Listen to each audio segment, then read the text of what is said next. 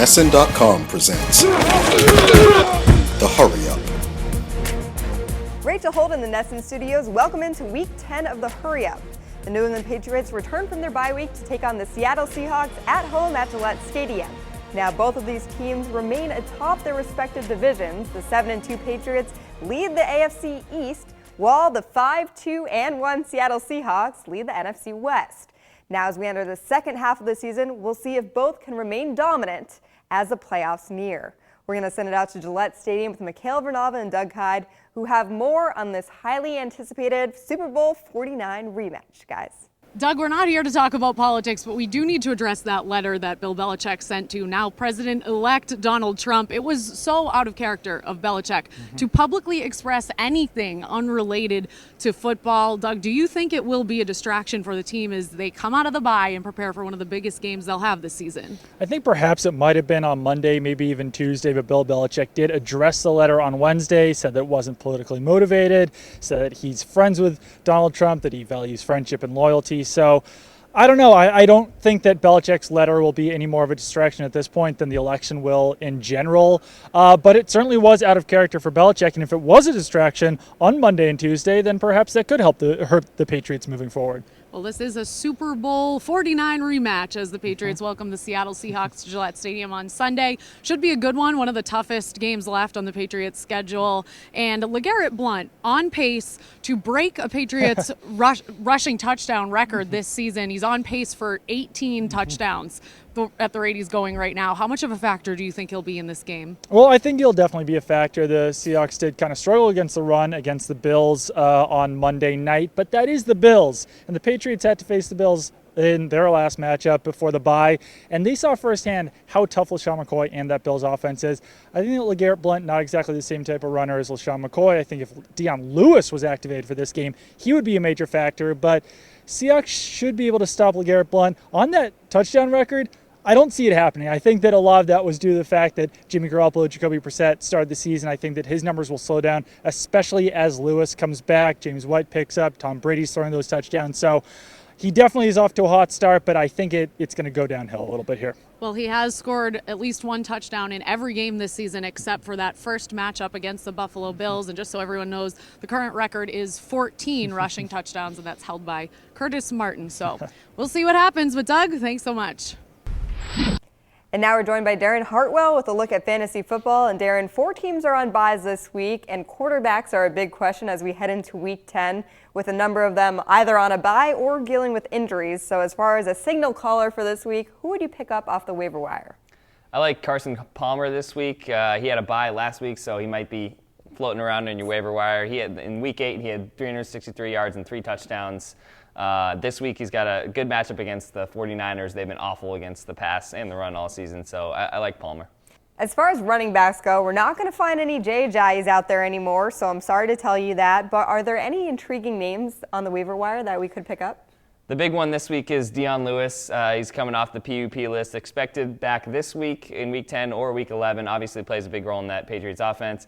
I'll give you a bonus one in case people are stashing Lewis. Chris Ivory in the Jacksonville Jaguars. He got 100-plus rush yards last week, and he's got a pretty good matchup this week against the Houston Texans. My last question for you, for anyone looking to fill the wide receiver position, what's the name you're looking at? I like Rashard Matthews on the Tennessee Titans. He actually has 5 touchdowns in his last 5 games. He's kind of becoming that number 1 goal line target there in Tennessee. They have a pretty good slate coming up. The Green Bay Packers up next week. You know, they have a really good run defense. That means they're susceptible to the pass. Teams like to throw on them. So I look at Matthews.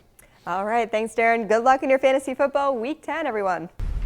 Zach, Patriots face one of their toughest tests here for the rest of the season in Week 10 as they face the Seahawks. But not every area for the Seahawks is a strength. They certainly have some weaknesses, some flaws. We saw that in Week 9 as they faced the Buffalo Bills, and one of those areas of weakness is certainly their offensive line. How do you think the Patriots can kind of take advantage of that weakness? Well, I want to see if this matchup can kind of bolster the Patriots' pass rush, which really has been kind of non-existent all season. Some of that's game plan-wise, some of that's just based on matchups.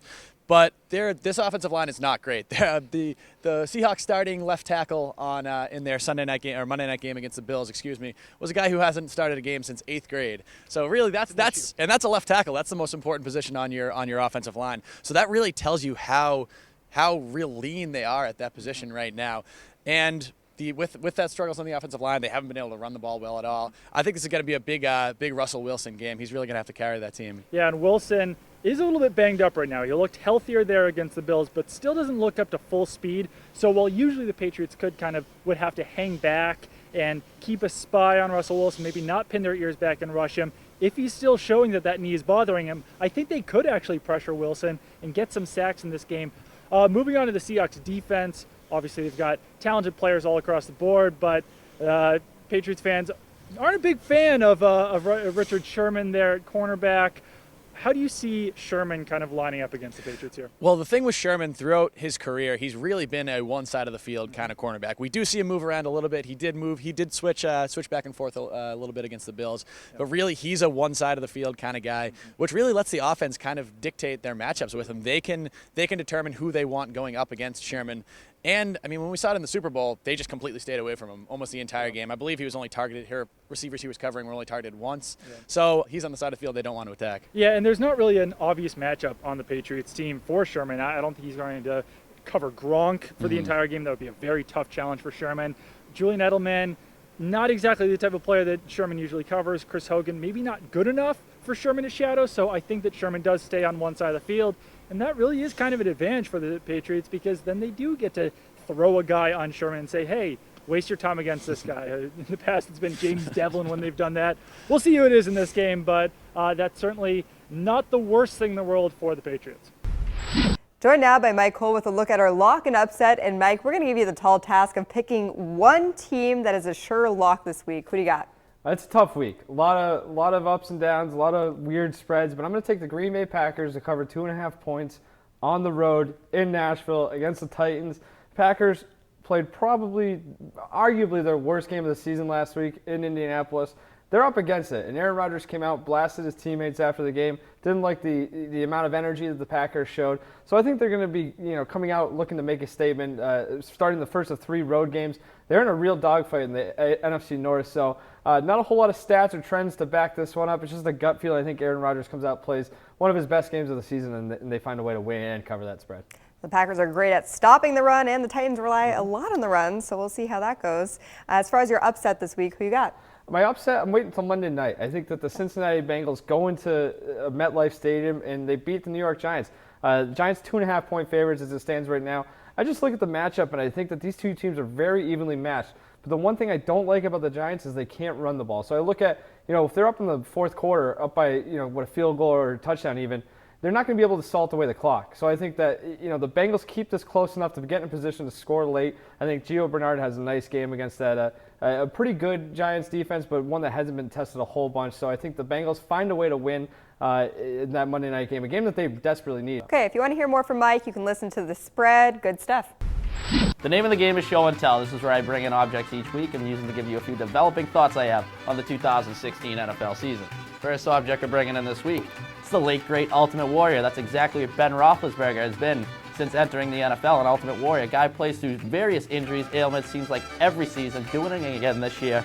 Unfortunately for the Steelers, however, the potential is capped by his ability to stay on the field. He might be out there, and he might give you 110%, but as long as he's hobbled, that's really going to hurt the Steelers when it comes to these sloppy physical games later in the season. So while I think the Steelers might win the AFC North, I'm just not sure they can make a strong playoff push for as long as Big Ben is banged up, and it seems like he always is. So, sorry, Pittsburgh. Second object. Actually, it's a collection of objects, really. First one, Derek Carr. That's a car for Derek Carr. Now we got a pen for Donald Penn and the offensive line of the Oakland Raiders. And then a rock for Khalil Mack, who's been a rock in that Oakland Raiders defense this season, an improving defense, mind you. The Raiders, beat the Broncos in Week 9, really flex their muscles, show that they're legitimate contenders in the AFC. I think that AFC West is the best division in football right now. Whichever team comes out of that is going to give the Patriots a run for their money in the AFC. And right now, the cream of the crop, the best team in that division looks like the Raiders. Everything's coming together. So we get the car for Derek Carr, we get the pen for Donald Penn, we get the rock for Cleo Mack. Add it all together. What do you have? Aside from a random collection of objects, you have a winning football team. Loving the Raiders right now. They are for real. Finally, bringing in some sticky cheese here, and this is representative of the Green Bay Packers, who have some issues right now.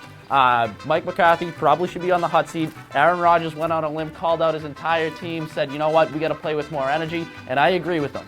Packers have their issues. Yeah, they've had injuries, but everybody needs to start playing with a greater sense of urgency, not just Aaron Rodgers. So, and unless they they start figuring things out, we're going to squeeze the cheese for the rest of the season. Packers, not getting it done. Let's get it together, boys. That does it for this episode of The Hurry Up. Thanks for tuning in. As always, check out some of our podcasts or keep it locked on NESN.com for all your NFL and football news. Happy Week 10, everyone.